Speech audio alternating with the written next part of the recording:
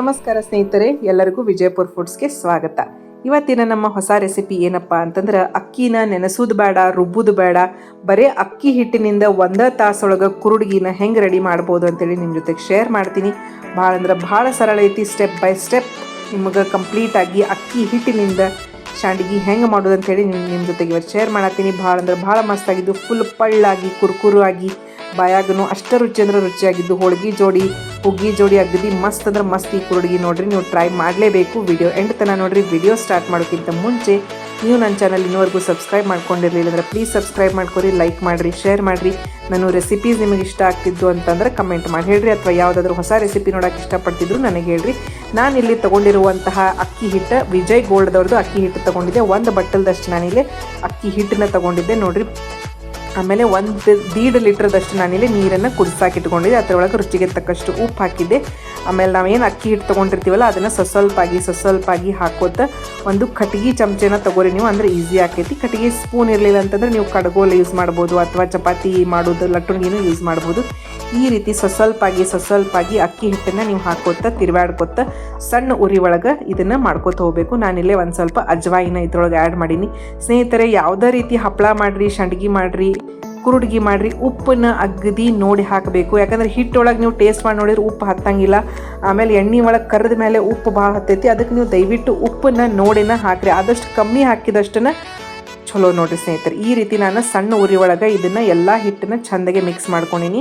ಒಂದು ಸ್ವಲ್ಪ ಇದ್ರೊಳಗೆ ಜೀರಿಗೆನೂ ನಾನು ಆ್ಯಡ್ ಮಾಡಿಕೊಂಡು ಇದನ್ನು ಈ ರೀತಿ ತಿರುವಾಡ್ಕೊಳತ್ತೀನಿ ನೋಡಿರಿ. ಮ್ಯಾಕ್ಸಿಮಮ್ ಒಂದು 10 ರಿಂದ 15 ನಿಮಿಷ ನೀವು ಇದನ್ನು ಈ ರೀತಿ ಚೆಂದಾಗೆ ಬಿಸಿ ನೀರೊಳಗೆ ಹಿಟ್ಟನ್ನು ಹಾಕಿ ಮಿಕ್ಸ್ ಮಾಡ್ಕೊಂಡ್ಬಿಟ್ರೆ ನೋಡಿರಿ ಹಿಟ್ಟು ರೆಡಿ ಆಗಿಬಿಡ್ತೈತಿ. ಅದು ಒಂದು ಸ್ವಲ್ಪ ತಣ್ಣಗೆ ಆದಮೇಲೆ ನೀವು ಏನು ಮಾಡಬೇಕಪ್ಪ ಅಂತಂದ್ರೆ ಸ್ವಲ್ಪ ತಣ್ಣಗಾಗಬೇಕ್ರಿ. ತಣ್ಣಗಾದ್ಮೇಲೆ ನಾವು ಹೆಂಗೆ ಜೋಳದ ಹಿಟ್ಟು ನಾದ್ಕೋತೀವಲ್ಲ ಆ ರೀತಿ ಇದನ್ನು ಒಂದು ಸ್ವಲ್ಪ ನಾದ್ಕೊಂಡಂಗೆ ಮಾಡಿ ಒಂದು ಚಲೋ ದೊಡ್ಡ ಉಳ್ಳಿ ಮಾಡ್ಕೊಂಡು ನೀವು ಇದನ್ನು ನೋಡಿರಿ. ಈ ರೀತಿ ನಾನು ಇದನ್ನು ಉಳ್ಳಿ ಮಾಡ್ಕೊಳಕತ್ತೀನಿ.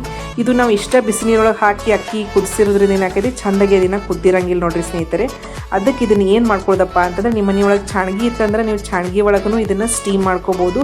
ಅಥವಾ ನಾನಿಲ್ಲಿ ಏನು ಮಾಡತ್ತೀನಿ, ಇಡ್ಲಿ ಕುಕ್ಕರ್ ಒಳಗನೆ ಈ ರೀತಿ ದೊಡ್ಡ ಬರೋಬ್ಬರಿ ನೋಡಿರಿ 4 ಉಂಡೆ, ಅದು 4 ಉಂಡೆ ಅಷ್ಟು ಇದನ್ನು ಚೆಂದಾಗಿ ಇಡ್ಲಿ ಕುಕ್ಕರ್ನಾಗ ನಾನು ಇದನ್ನು ಮಸ್ತಾಗಿ ಸ್ಟೀಮ್ ಮಾಡ್ಕೊತೀನಿ ಸ್ನೇಹಿತರೆ. ನಿಜವಾಗ್ಲೂ ನಾನು ಹಪ್ಪಳ ಇಷ್ಟು ಸರಳ ರೀತಿಯಿಂದ ಮಾಡಿದೆ ರೀ. ಆಮೇಲೆ ಟೇಸ್ಟ್ ಹೆಂಗೆ ಬರ್ತಾವೇನೋ ಅನಿಸಿತ್ತು. ಯಾಕಂದ್ರೆ ಫಸ್ಟ್ ಟೈಮ್ ಮಾಡಿದ್ನಲ್ಲ, ನಿಜವಾಗ್ಲೂ ಟೇಸ್ಟ್ ಮಾತ್ರ ಸೂಪರ್ ಬಂತು.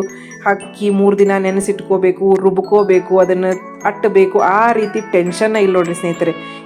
ಈ ಅಕ್ಕಿ ಸಂಡ್ಗಿ ಮಾಡೋದ್ರಿಂದ ಮೇನ್ ಅಂದರೆ ಗ್ಯಾಸನ್ನು ಉಳಿತಾಯ ಆಕೈತ್ರಿ ಸ್ನೇಹಿತರೆ.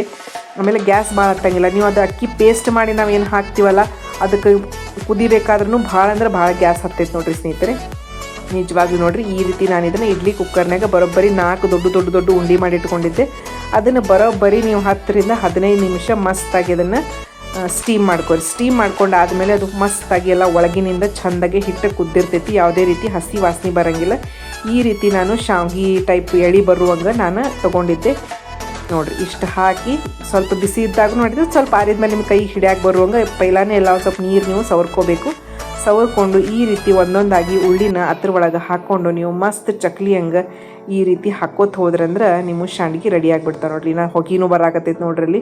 ಮಸ್ತಾಗಿ ಎಳೆಯಾಗಿ ಬಿಸಿಲೊಳಗೆ ನೀವು ಇದನ್ನು ಹಾಕಿದ್ರಂದ್ರೆ ಮುಂಜಾನೆ 8 ಅನ್ನೊಟ್ಟಿಗೆ ನೀವು ಮಾಡಿಬಿಟ್ರಂದ್ರೆ ನೋಡ್ರಿ ಸ್ನೇಹಿತರೆ, ಮಧ್ಯಾಹ್ನ 1-2 ಅನ್ನೊಟ್ಟಿಗೆ ಮ್ಯಾಲಿನ ಲೇಯರ್ ಫುಲ್ ಒಣಗಿ ಬಂದುಬಿಟ್ಟಿರ್ತೈತಿ. ಮೊದಲೇ ಕೇಳಿ ನಮ್ಮ ಬಿಜಾಪುರ ಬಿಸಿಲ್ರಿ, ಕೇಳಿದ್ರೆ ನಮ್ಮ ಮಸ್ತ್ ಶಾಂಡ್ಗಿ ಒಣಗಿ ಬಿಡ್ತಾವೆ ನೋಡ್ರಿ.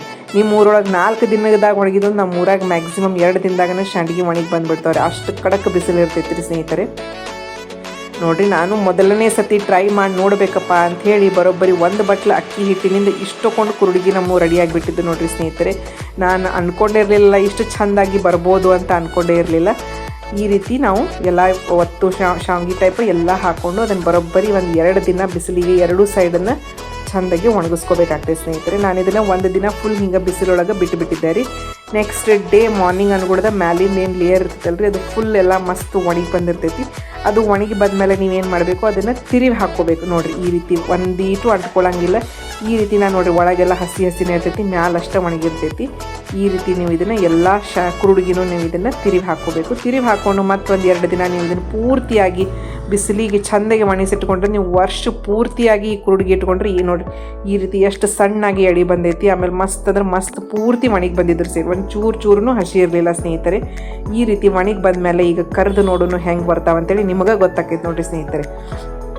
ನಾನು ಸರ್ಪ್ರೈಸ್ ಆಗಿದ್ದೆ, ಯಾಕಂದ್ರೆ ಕರೆದ ಮೇಲೆ ಚಂದಿಗೆ ಗಟ್ಟಿ ಅಕ್ಕವೇನು ಬಿರುಸಕ್ಕವೇನು ಕಡಮ್ ಅಂತಾವೇನು ಹಿಂಗೆಲ್ಲ ಅನಿಸಿತ್ತು ಸ್ನೇಹಿತರೆ. ಬಟ್ ನಿಜವಾಗ್ಲೂ ನೋಡ್ರಿ, ಎಣ್ಣೆ ಒಳಗೆ ಹಾಕಿದ ತಕ್ಷಣ ಹೂ ಅರಳದಂಗೆ ಈ ರೀತಿ ಚೆಂದಾಗೆ ಅರಳಿ ನಮ್ಮ ಕುರುಡ್ಗಿ ರೆಡಿ ಆಗಿಬಿಟ್ಟು ನೋಡಿರಿ ಸ್ನೇಹಿತರೆ. ಸೊ ವಿಡಿಯೋ ನೀವು ಇಲ್ಲಿವರೆಗೂ ನೋಡಿ ಇದೇ ರೀತಿ ಸ್ಟೆಪ್ ಬೈ ಸ್ಟೆಪ್ ಫಾಲೋ ಮಾಡಿ ಈ ಕುರುಡ್ಗಿ ಮಾಡಿದ್ರಂದ್ರೆ ಡೆಫಿನೆಟ್ಲಿ ನಿಮ್ಮ ಕುರುಡ್ಗಿ ಕೆಡೋದಿಲ್ಲ, ಹಾಳಾಗೋದಿಲ್ಲ, ಭಾಳ ಅಂದ್ರೆ ಭಾಳ ಟೇಸ್ಟಿಯಾಗಿ ಬರ್ತಾವೆ. ಸೊ ಸ್ನೇಹಿತರೆ, ಇಲ್ಲಿಯವರೆಗೂ ನನ್ನ ವಿಡಿಯೋ ನೀವು ನೋಡಿ ನನ್ನ ವಿಡಿಯೋ ಚಾನಲ್ಗೆ, ನನ್ನ ಕುಕ್ಕಿಂಗ್ ರೆಸಿಪೀಸ್ಗೆ ಸಪೋರ್ಟ್ ಮಾಡೋದಕ್ಕೆ ನಿಮ್ಮೆಲ್ಲರಿಗೂ ತುಂಬ ಹೃದಯದ ಧನ್ಯವಾದಗಳನ್ನು ತಿಳಿಸ್ತಾ ಮತ್ತು ನಿಮಗೆ ಹೊಸ ರೆಸಿಪಿಯೊಂದಿಗೆ ಭೇಟಿ ಆಗ್ತೀನಿ. ನೆಕ್ಸ್ಟ್ ಟೈಮ್ ಏನು ಮಾಡೋಣ ಅಂದ್ರೆ ಅಕ್ಕಿನೂ ನೆನೆಸಿ ರುಬ್ಬಿ ಹೆಂಗೆ ಮಾಡ್ತಾರಲ್ಲ ಅದನ್ನೂ ರೀತಿ ಸಂಡಿಗೆನೂ ಟ್ರೈ ಮಾಡಿ ನೋಡೋಣ. ಇದು ಚಲೋ ಆಕೈತೋ ಅದು ಚಲೋ ಆಕೈತೆ ಅಂತೇಳಿ ಟ್ರೈ ಮಾಡಿ ನೋಡೋಣ ಸ್ನೇಹಿತರೆ. ಇಲ್ಲಿಯವರೆಗೂ ನನ್ನ ವಿಡಿಯೋ ನೋಡಿ ನನಗೆ ಪ್ರೋತ್ಸಾಹಿಸಿದ್ದಕ್ಕೆ ನಿಮ್ಮೆಲ್ಲರಿಗೂ ಧನ್ಯವಾದಗಳು ಸ್ನೇಹಿತರೆ.